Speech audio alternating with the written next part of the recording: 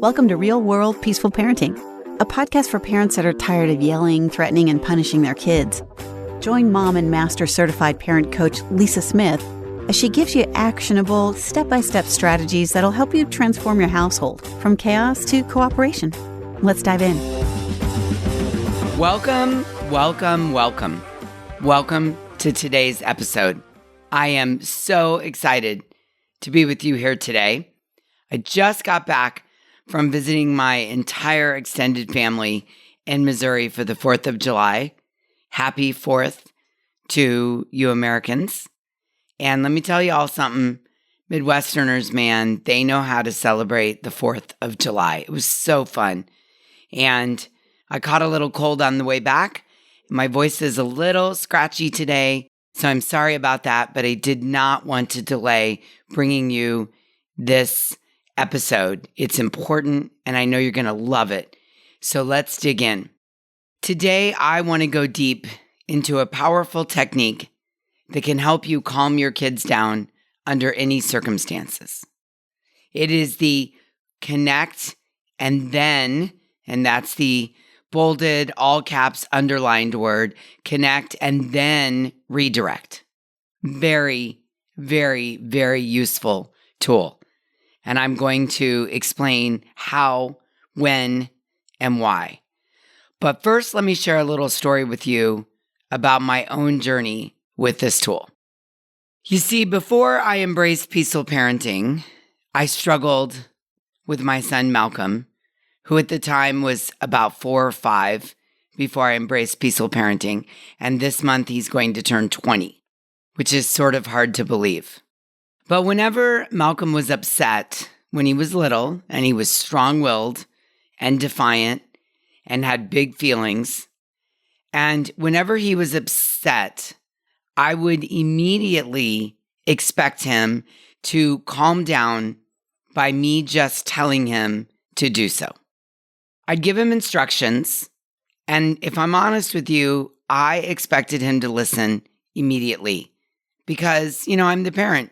And I had his best interest in mind, and I knew better. But of course, it didn't work that way.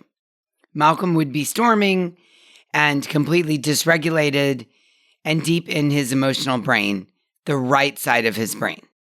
He couldn't just switch to logic because he had an underdeveloped brain and he was overwhelmed by his emotions. The inability to switch to logic is normal, especially considering your child's developmental capabilities and brain development.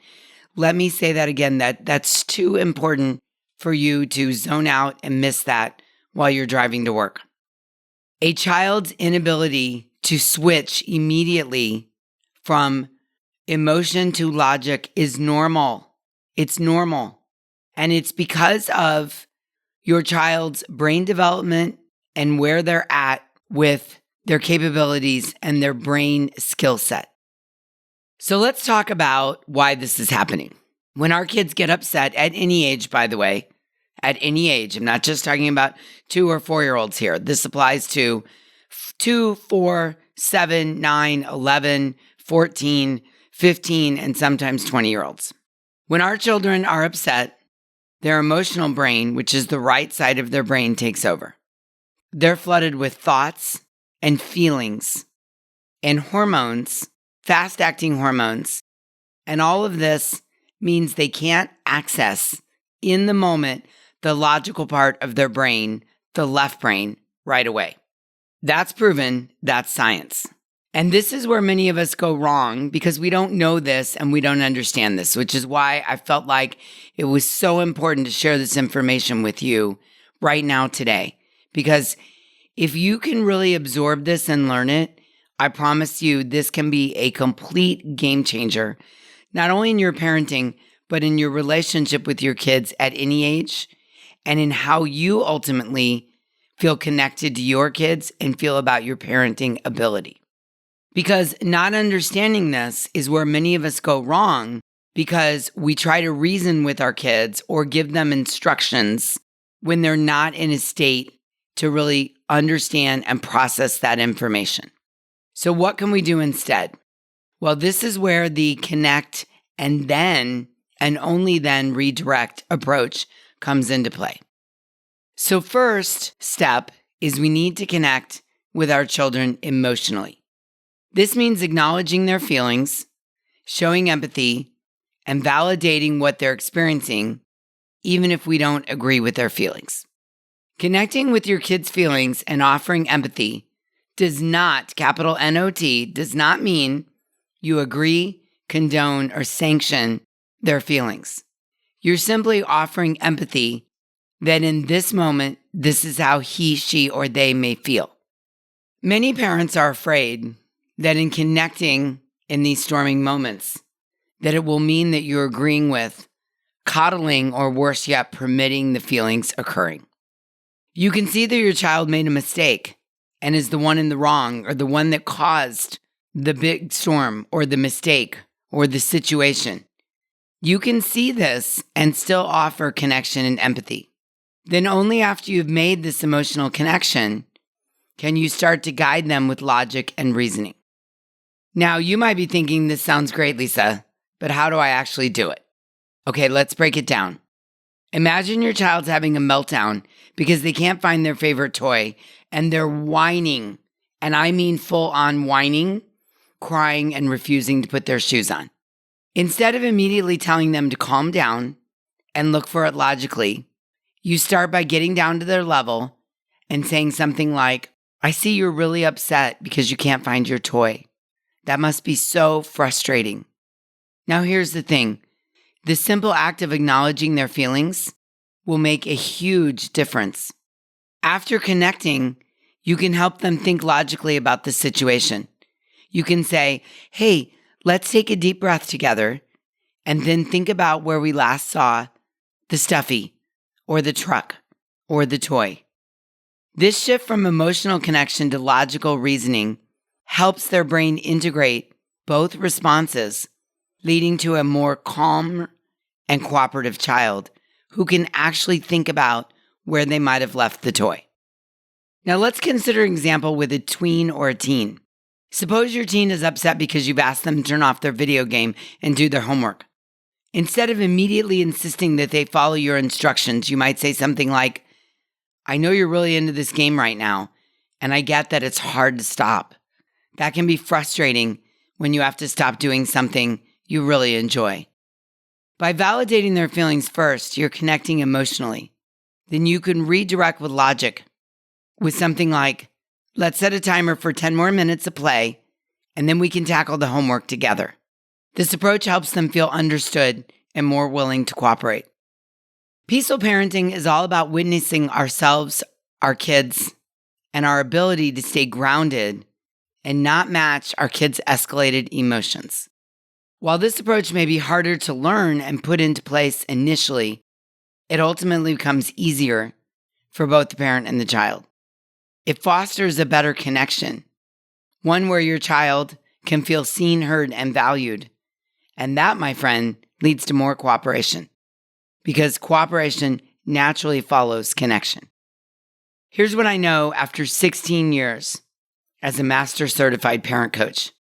Going in with left brain logic to their right brain emotions often reactivates the current storm and even escalates it to the next level. And I know you've probably experienced that. You're probably thinking, Lisa, I don't need 16 years as a parent coach to understand that. We've all been there. We have the best of intentions. We love our kids and we want to explain why they can't have a cookie or stay the night at their friend's house or not do their homework. And so we go in with our left brain logic. The problem is they're in their right brain. They're in their emotional side of their brain. And when we go straight in with that logic, we often reactivate the storm and often escalate it to the next level. The brain cannot think with the left side, and it definitely can't learn if the person is distressed. Instead, connecting right brain to right brain, your right brain to their right brain, using empathy and emotion, and then when a calmness is settled, taking the child to the left brain together not only calms the child, but also helps their brain to integrate what you're saying and integrate the emotional and logical responses. This method of connecting first emotionally and then logically is essential for helping children manage their feelings, learn the lesson you're trying to teach, help them feel safe with you, and know that they can handle their emotions. When we're doing this, our kids come to see us as someone they can co-regulate with, which raises their emotional intelligence. Amazing, yes? I mean, who doesn't want that for their kids at any age? All of this is available just by bringing the connect and then and only then redirect tool into your parenting toolbox. Let's look at some practical examples. If your child is upset about having to leave the park, instead of insisting they stop crying and get in the car, you might say, I know you're sad. I know you're sad to leave the park because you were having so much fun. And it's so hard to stop doing something when you're having fun. See, this validates their feelings. Then you can redirect by saying, how about we plan our next visit? Let's think about what we want to do next time we come to the park. This helps them transition more smoothly because they feel understood. Here's another example. If your child is upset and frustrated about homework, instead of insisting they just sit down and get it done, you might say, I can see you're really frustrated with your homework. It's really tough when assignments are overwhelming or you're tired and don't want to keep working. See how this validates their feelings? Then you can redirect by saying, how about we take a short break and then get back to it? We can break it down into smaller steps so it doesn't have to feel so overwhelming. Can you see how this approach helps your child feel more supported and willing to engage in their homework? Let's consider a situation involving sibling conflict. If your child is upset because their sibling took their toy, instead of immediately telling them they have to share or they had a turn earlier and stop fighting, you could say, I see you're really upset because sister took your toy or because it's sister's turn.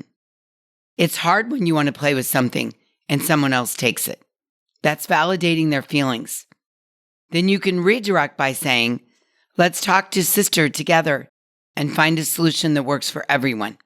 Maybe we can take turns, or you can find another toy to play with.